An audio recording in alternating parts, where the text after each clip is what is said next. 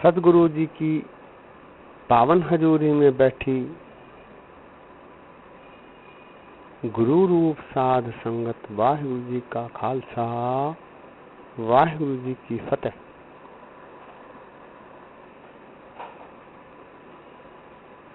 हमारे धन्य भाग हैं जो गुरु साहब जी की पावन हजूरी में बैठकर सत्संग का आनंद मान रहे हैं।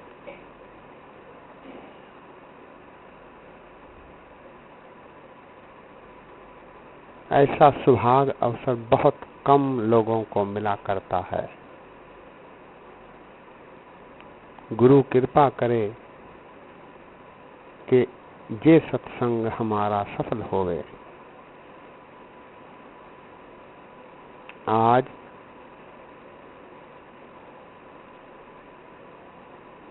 श्री गुरु ग्रंथ साहब जी में दर्ज बाणी सुखमनी साहब जी पर विचार साझे करेंगे।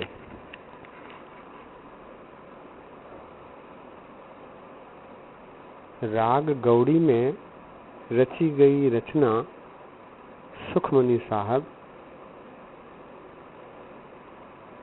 श्री गुरु नानक देव जी महाराज की पांचवी ज्योति श्री गुरु अर्जन देव जी महाराज द्वारा रची गई है।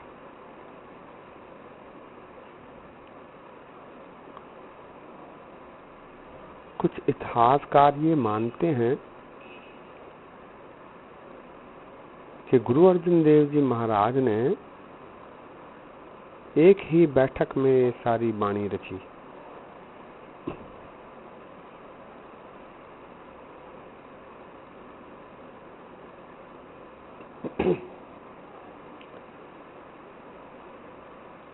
गुरु अर्जन देव जी महाराज ने ये वाणी हरमंदर साहब अमृतसर में बैठकर रची थे।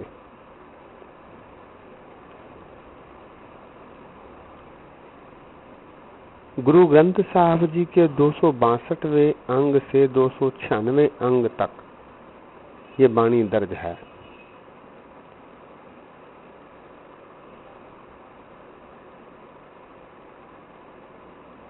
सिख पंथ में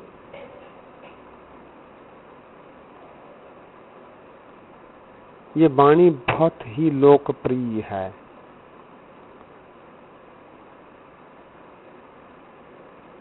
कई गुरमुख इसे अपने नित्यनेम में भी पढ़ते हैं। दास ने कई अन्य धर्मों के लोगों को भी नित्यनेम में ये वाणी पढ़ते हुए देखा है। विशेषकर सिंधी भाई भले ही गुरमुखी न जानते हों,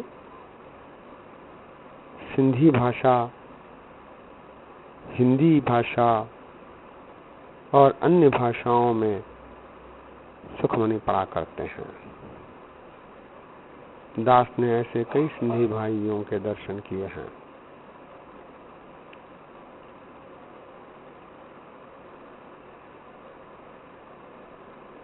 ऐसी मान्यता है कि सुखमनी बहुत ही सुख प्रदान करने वाली वाणी है। वाणियां सभी सुख देने वाली हैं, क्योंकि सुखमनी की भाषा सरल और आसानी से ग्रहण करने योग्य है, इसलिए ये बहुत अधिक लोकप्रिय जन जन में हो गई है।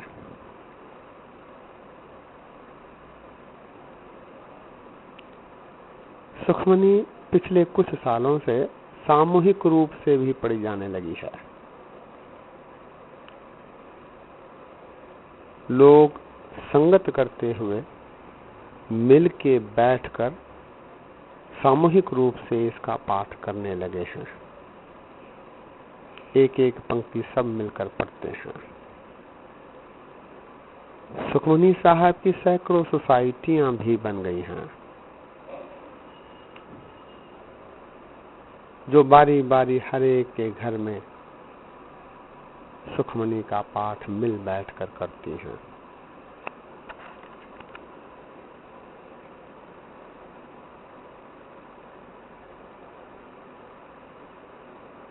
आप सभी जानते हैं कि हमारे गुरुओं ने प्रत्येक वाणी के सार तत्व, मूल सार, मूल उद्देश्य को 1, 2 या 3 पंक्तियों में वाणी में रखा है। सुखमनी साहब के सार तत्व को भी गुरु अर्जन देव जी महाराज ने सार के रूप में रखा है, जो पहली पौड़ी की पहली अष्टपदी के बाद आती हैं। वो पंक्तियां हैं जो 2 लाइनों में हैं। सुखमनी सुख अमृत प्रभु नाम, भगत जना कै मन विश्राम। सुखमनी सुख अमृत प्रभु नाम, भगत जना के मन विश्राम। इस वाणी में 24 पौड़ियां हैं।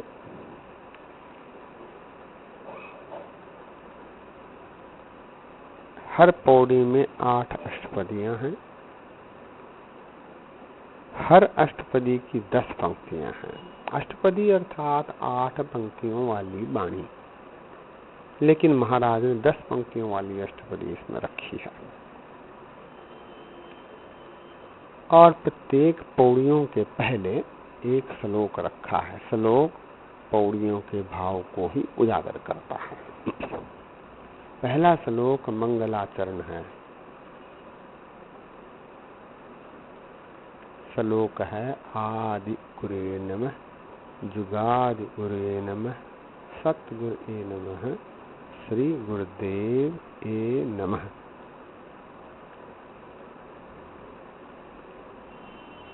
इसके बाद की अष्टपदी है सिमरो सिमर सिमर सुख पावो, कल कलेश तन माह मिटावो, सिमरो जास दिसंभर एक, नाम जपत अगनत अनेक, वेद पुराण स्मृति सुधाकर, कीने राम नाम एक आखर, किनका एक जिस जी बसावे, ताकि महिमा गनी न आवे, काखी एक दरस तुहारो, नानक उन संग मोह उधारो।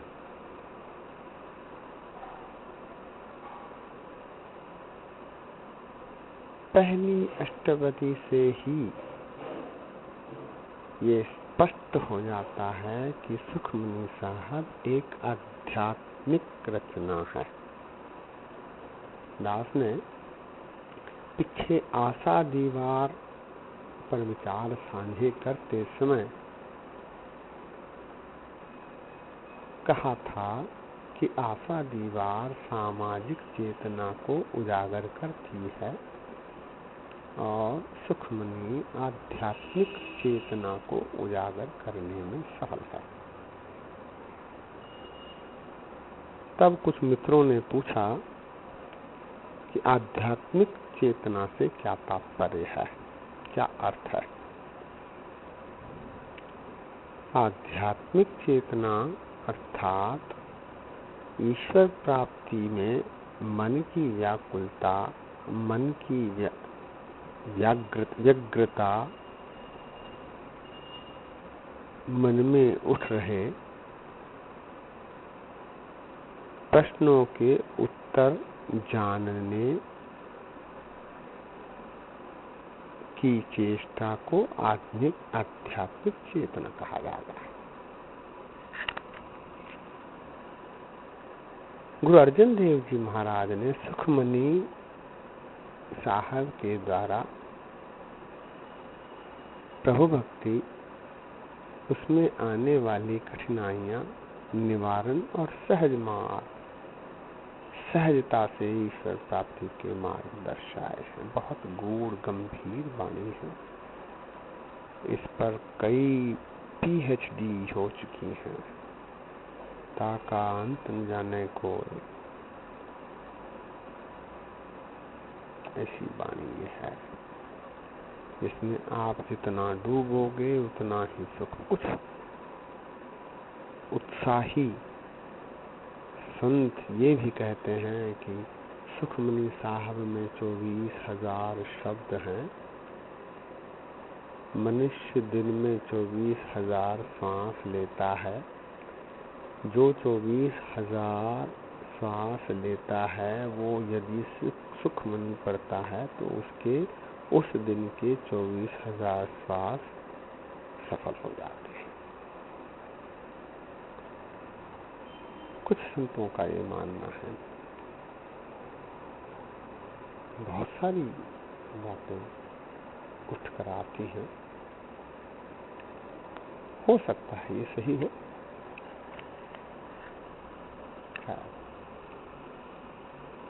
सुखमनी आध्यात्मिक चेतना को, इसकी कुछ पंक्तियां दास आप जी के सामने रखकर समाप्ति करेगा, क्योंकि समय कम है। वाणी के बारे में खुले रूप से विचार करने के लिए कम से कम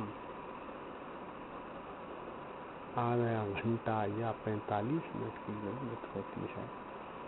इतनी देर संगत बैठ नहीं सकती, दास जानता है, व्यग्र हो जाती है, चित्त नहीं लगता, मन नहीं, मन 20 मिनट के बाद हट जाता है। किसी भी विषय से 20 मिनट के बाद मनुष्य का ध्यान हट जाता है। 2-3 पंक्तियां सुखमनी के वाणी के बताकर समाप्ति दास करेगा। सुखमनी की 12वीं पौड़ी में 10 पंक्तियां बहुत ही सटीक हमारे जीवन पर प्रभाव डालने वाली हैं। वो हैं, जिसके अंतर राज अभिमान, सो नरक पाती हो वत्सान। जिसको राज्य का, सत्ता का, अधिकार का, पोस्ट का अभिमान है, वो नरक के स्वान के समान है, नरक के कुत्ते के समान है। सो नरक पाती हो वत्सान। जो जाने मैं जो बनवंत, सो होवत विष्टा का जंत। जो अपने आप को रूपवान, सुंदर, बहुत ही अच्छा, गोरा, चिट्टा, ऊंचा, पूरा, बलिष्ठ, बलवान, ताकतवर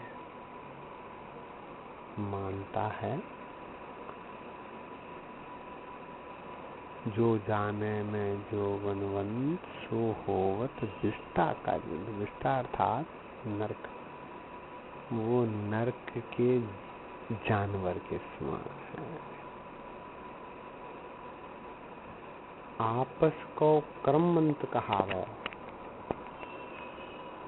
जन्मे मरे बहुत जोनि भमावे।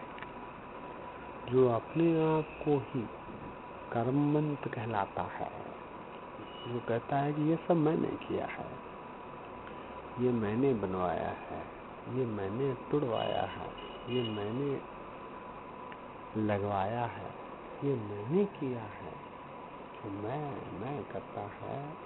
आपस को क्रमवंत कहावे, जन्मे मरे बहु जोनि भमावे। वो जोनियों में ही फिरता रहता है, जन्मता है, मरता है, जन्मता है। धन भूमि का जो करे गुमान, सो मूर्ख अंधा अज्ञान। जो कहता है मैं धनवान हूँ, मेरे धन से ही सब कुछ होता है, मेरे धन के ही कारण ये सब संभव है, मेरी भूमि पर ही ये सब बना है, मेरी भूमि पर ये सब होता है। धन भूमि का जो करे गुमान, सो मूर्ख अंधा अज्ञान, वो मूर्ख, अंधा और अज्ञानी है। महाराज फिर फैसला भी देते हैं, ये सब अगर नहीं करना है तो फिर कैसे रहना है, किस प्रकार का जीवन, किस प्रकार का स्वभाव हमारा बने। महाराज कहते हैं अंतिम 2 पंक्तियां, कर कृपा जिसके हृदय गरीबी बसावे, नानक यहाँ मुकत आ गए सुख पावे। ईश्वर अपनी कृपा करके जब हमारे मन में गरीबी बसा देता है, मन की गरीबी, तन धन की गरीबी नहीं, तन में धन में अमीरी भले ही आए, मन में गरीबी बनी रहनी चाहिए। कर कृपा जिसके हृदय गरीबी बसावे, नानक यहाँ मुकत आ गए सुख। ऐसे व्यक्ति को, ऐसे मनुष्य को यहाँ भी जय जयकार और परलोक में भी यहाँ सुख, दरगह अर्थात परलोक में भी जय जयकार होती है। सुखमणि की केवल एक अष्टपदी में ही जीवन का सार।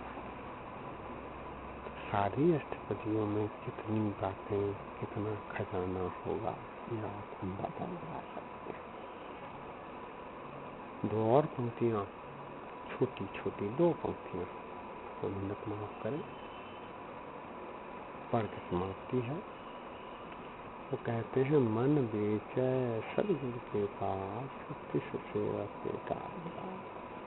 मन को सदगुरु के पास रख लो, तब उसके कार सदव्यवहार करते। और पंक्ति आखिरी, बिना संतोष नहीं को राजे, सुपन मनोरथ वृद्ध। संतोष के बिना कोई राजा नहीं बन सकता। आओ सुखमणि रोज पढ़ा करें, पढ़ते पढ़ते उसकी पंक्तियां हमें याद होंगी और मन में बसेंगी, और मन में कर कृपा जिसके हृदय गरीबी बसावे, ऐसी जुगत बनेगी। इतने वचनदास के प्रवान करेगी। अगर समय मिला तो खुल के सुखमणि पर विचार साझे करेंगे। भुला चूका लिखना, फतेह बुलाओ। वाहिगुरु जी का खालसा, वाहिगुरु जी की फतेह।